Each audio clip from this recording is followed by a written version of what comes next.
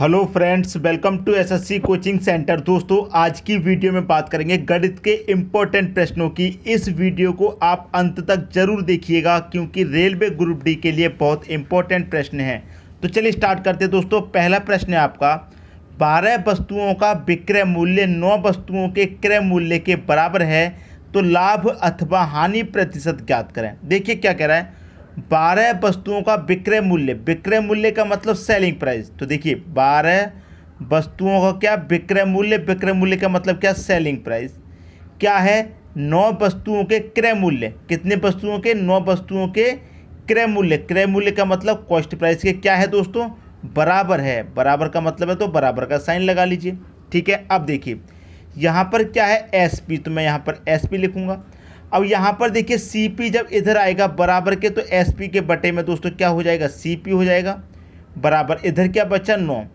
अब यहाँ से 12 इधर जाएगा तो 9 के बटे में आ जाएगा 12। इतनी बात तो क्लियर है।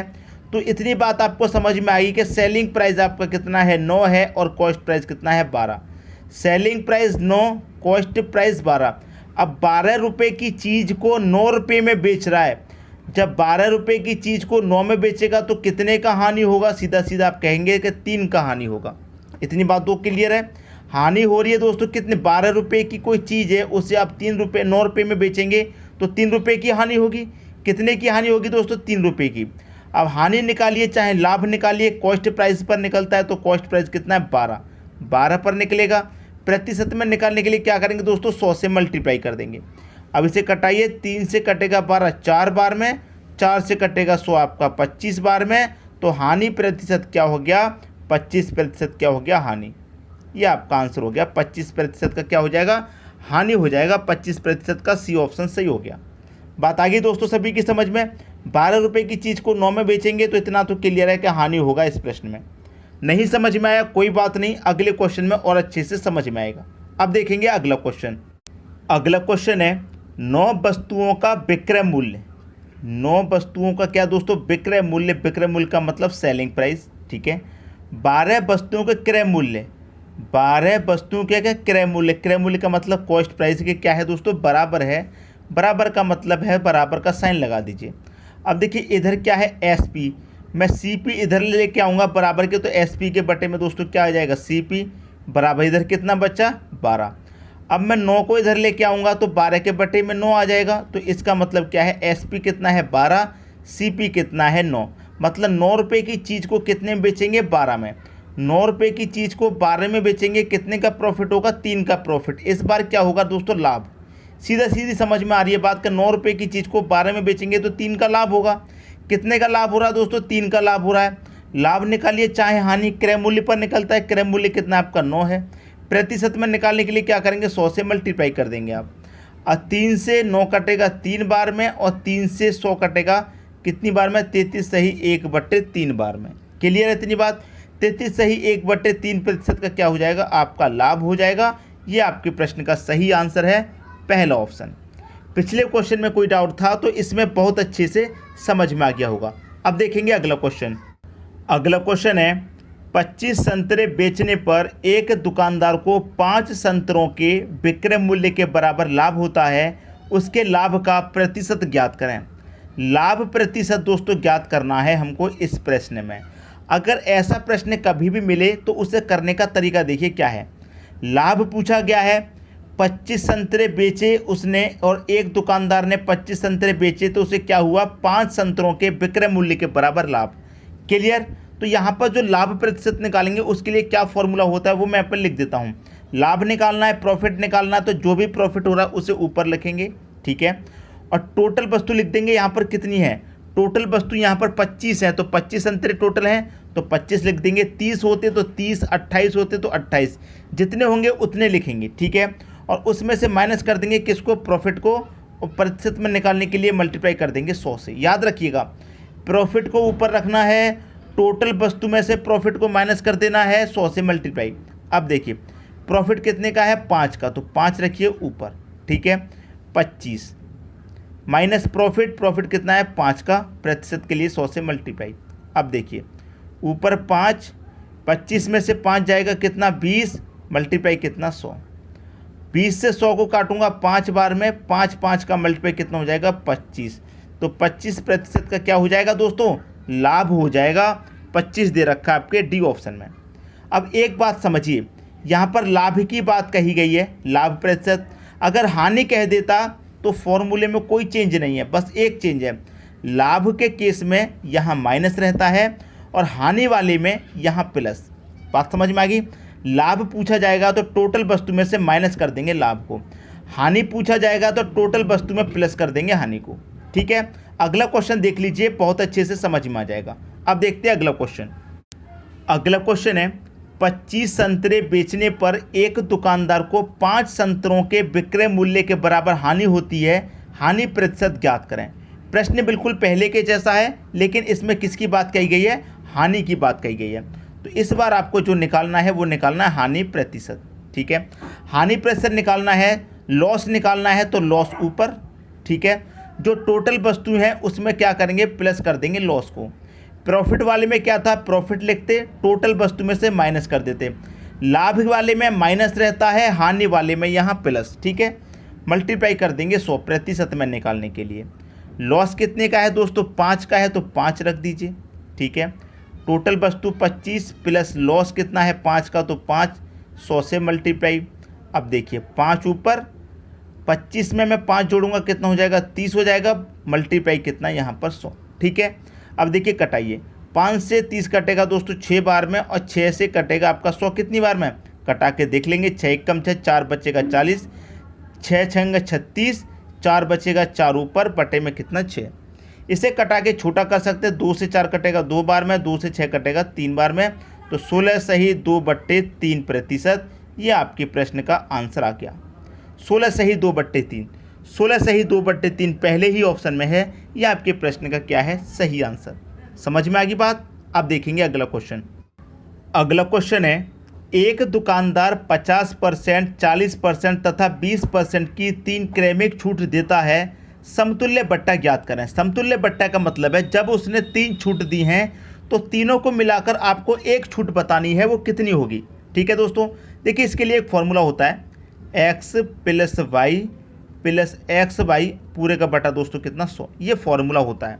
अब देखिए यहाँ पर आपको क्या करना है, सबसे पहले 2 संख्या की छूट बना लीजिए 1। ठीक है, क्योंकि यहाँ पर 3 छूट हैं, अगर 2 देता तो हम एक बार में ही आंसर ले आते, लेकिन 3 दी गई हैं तो पहले 2 छूट की हम 1 छूट बना लेते हैं। ठीक है, x कितना है 50% की छूट, छूट की बात है तो माइनस का साइन लेंगे, 50 की छूट। ठीक है, दूसरी कितने की छूट है 40 की, y कितना है आपका 40, तो 40 की छूट है, छूट का मतलब माइनस कितने की छूट है 40। ठीक है, माइनस माइनस कितना हो जाएगा दोस्तों, यहाँ पर हो जाएगा प्लस, ये वाला साइन प्लस का रहेगा। x कितना है दोस्तों आपका 50 है। ठीक है, गुने y कितना है 40 है, बटे में कितना है 100 है। 0 से 0 कटा, 0 से 0 कटा, 5 चौके कितना हो गया 20, माइनस माइनस ऐड हो जाएंगे तो माइनस के ये कितने हो गए 90, और प्लस का ये कितना हो गया 20। माइनस के 90 में से प्लस के 20 घटाऊंगा, माइनस का 70 बचेगा। माइनस का मतलब आपको क्या दिखाता है, छूट दिखाता है, हानि दिखाता है। ठीक है, तो दोनों को मिला करके हमें एक छूट पता चल गई, कितनी है 70 है। ठीक है दोस्तों, इन दोनों की एक छूट हमें पता चल गई कितनी है 70, तो इनकी एक छूट 70 है और दूसरी छूट कितनी है 20 है। ठीक है दोस्तों, तीसरी छूट आपकी 20 है। तो अब इसको भी सॉल्व कर लेंगे इसी फॉर्मूले में रख के। देखिए फॉर्मूला आपको पता है, x + y प्लस का xy बटे में कितना 100। अब x आपको पता चल गया, दोनों को मिलाकर के कितनी है 70, तो पहली छूट कितनी की 70। ठीक है, दूसरी छूट कितने की है -20 की। ठीक है, क्योंकि y आपका 20 है, माइनस माइनस क्या होता है प्लस, तो ये वाला साइन प्लस का रहेगा। x कितना है दोस्तों 70, गुने y कितना है 20 है, बटे में कितना 100। 0 से 0 कटेगा, 0 से 0, 7 दूने का कितना हो जाएगा 14, माइनस माइनस कितना हो जाएगा, माइनस का 70 माइनस का 20 ये हो जाएगा माइनस का 90, प्लस का कितना है दोस्तों 14। अब माइनस के 90 में से मैं प्लस का 14 घटा दूंगा तो कितना बचेगा मेरे पास, माइनस का 76। तो माइनस का मतलब क्या दिखाता है, छूट दिखाता है। तो तीनों छूट मिला करके एक छूट हमने बनाई, तो वो कितने की है 76% की है। ये आपके प्रश्न का सही आंसर है, 76%, डी ऑप्शन। आपके पास 3 छूट थी, तो सबसे पहले आपने 2 को सॉल्व किया, 2 को सॉल्व करने के बाद कितना आ गया 70, तो एक छूट आपकी 70 हो गई, दूसरी छूट आपकी 20 की है, तो फॉर्मूले में रख के हमने आंसर निकाल लिया। अगर सिर्फ 2 ही छूट दी जाती तो यहाँ पर यही आंसर हो जाता। सबकी समझ में आ गया। अब देखते हैं अगला क्वेश्चन। अगला क्वेश्चन है, किसी वस्तु को 425 रुपये में बेचने के बाद हुआ लाभ यदि उसे 355 रुपये में बेचने के बाद हुई हानि के बराबर है तो उस वस्तु का लागत क्या है। देखिए, कभी भी ऐसा प्रश्न पूछे जिसमें लाभ और हानि दोनों क्या है, बराबर, मतलब 10 रुपये का लाभ हुआ है और 10 रुपये की हानि हुई है तो ये बराबर हो गया। तो कभी भी ऐसा प्रश्न हो जिसमें लाभ और हानि क्या हो, बराबर हो, तो उसमें क्या करेंगे, दोनों मूल्य को जोड़ करके 2 से डिवाइड कर दीजिए। मतलब 425 प्लस 355 दोनों को जोड़ करके क्या करेंगे, 2 से डिवाइड कर देंगे, आंसर आ जाएगा। ठीक है, जोड़ दीजिए। 5 और 5 10 का 0, कैरी का 1, 4 2 और 5 7, कैरी का 1 कितना हो गया, 8, 4 और 3 780 हो गया। 2 से कर देंगे जब हम इसको डिवाइड, तो कितना आ जाएगा 2 से डिवाइड करने के बाद, 2 त्रिक का 6, 1 बचेगा 18, 2 निम्बे का 18, 1 0, 390 आ गया। 390 क्या है, आपके प्रश्न का दोस्तों सही आंसर है। क्या है दोस्तों, 390 आपके प्रश्न का सही आंसर है, और ये दे रखा है डी ऑप्शन में, तो डी ऑप्शन हो गया सही। क्लियर हुई बात। अब देखते हैं अगला क्वेश्चन। अगला क्वेश्चन है, एक दुकानदार 50% तथा 40% की 2 क्रमिक छूट देता है, समतुल्य बट्टा ज्ञात करें। इस प्रश्न में क्या है, सिर्फ 2 छूट हैं, 3 छूट नहीं है। 2 छूट है तो एक बार में आंसर आ जाएगा। फॉर्मूला पता है आपको, x प्लस वाई प्लस का एक्स वाई बटे में कितना 100। ठीक है, पहली छूट 50 की है, छूट का मतलब होता है माइनस, तो पहली छूट 50 की। दूसरी छूट 40 की है, छूट का मतलब होता है माइनस, तो 40। माइनस माइनस का क्या हो जाएगा, प्लस हो जाएगा, तो ये प्लस का साइन रहेगा। ये आपका 50 है x गुने वाई कितना है, 40 है, बटे में कितना है, 100 है। 0 से मैं 0 कटा दूंगा, 0 से 0, 5 चौके कितना हो जाएगा, 20। -50 -40 कितना हो जाएगा, माइनस का 90। प्लस का कितना है, 20 है, तो माइनस के 90 में से प्लस का 20 घटेगा, माइनस का कितना बचेगा, 70 बचेगा। और माइनस का मतलब क्या है, छूट। इसका मतलब दोनों मिलाकर कितने की छूट है, 70% की छूट है। पहला ऑप्शन हो जाएगा सही आंसर। क्लियर दोस्तों, बात समझ में आ गई। अगर इसमें एक तीसरी छूट भी दी जाती तो पहली छूट तो 70 बन गई, दूसरी छूट जो तीसरी होती है हम उसे लिख देते, जैसे पहले क्वेश्चन में सीखा था। समझ में आ गई बात। अब देखेंगे अगला क्वेश्चन। अगला क्वेश्चन है, एक मेज 13% लाभ पर बेची जाती है, इसे 25 रुपये अधिक पर बेचा जाता है तो लाभ 18% होता है। देखिए, पहले मेज कितने पर बेची जा रही है, 13% के लाभ पर। ठीक है, फिर बाद में कितने पर, 18% का क्या होता है, लाभ 18% का। रुपए कितने अधिक मिलते हैं, 25 रुपये अधिक। देखिए, 13% की चीज़ को जब 18% में बेचा जा रहा है तो रुपए कितने अधिक मिल रहे हैं, 5 रुपये अधिक। और परसेंट में कितना अधिक हो रहा है, 13 से हो रहा है 18, तो आप कहेंगे परसेंट में हो रहा है 5% अधिक। तो परसेंट में हो रहा है 5% अधिक, रुपए में हो रहा है 25 रुपये अधिक, तो 5% बराबर 25 रुपये के हो जाएगा। जब 5% बराबर 25 रुपये के हो जाएगा, आपसे पूछ रहा लागत मूल्य। लागत मूल्य मतलब क्रय मूल्य, और क्रय मूल्य क्या होता है, 100% होता है। 100% का मान पूछ रहा है, तो 5% बराबर 25, तो 100% बराबर दोस्तों कितना हो जाएगा, 25 बटे में कितना आ जाएगा, 5। 100% का मान पूछा है, 100 से कर दो मल्टीप्लाई। ठीक है, 5 से 25 कटेगा 5 बार में, 5 का मल्टीप्लाई 100 से कर देंगे, कितना आ जाएगा आंसर, 500। तो 100% का मान कितना हो गया, 500 हो गया। इसका मतलब लागत मूल्य क्या है, 500 रुपये है। बी ऑप्शन आपके क्वेश्चन का सही आंसर हो गया। अब देखेंगे अगला क्वेश्चन। अगला क्वेश्चन है, 19% की हानि 17% लाभ में बदल जाती है जब विक्रय मूल्य में 162 रुपये की वृद्धि हो जाती है, वस्तु का क्रय मूल्य क्या होगा। देखिए, मैंने आपको पहले बहुत बार बताया है, अगर हानि और लाभ दोनों साथ में दिया गया है, हानि और लाभ की बात कही गई, तो उसे क्या कर लेंगे, हम जोड़ लेंगे।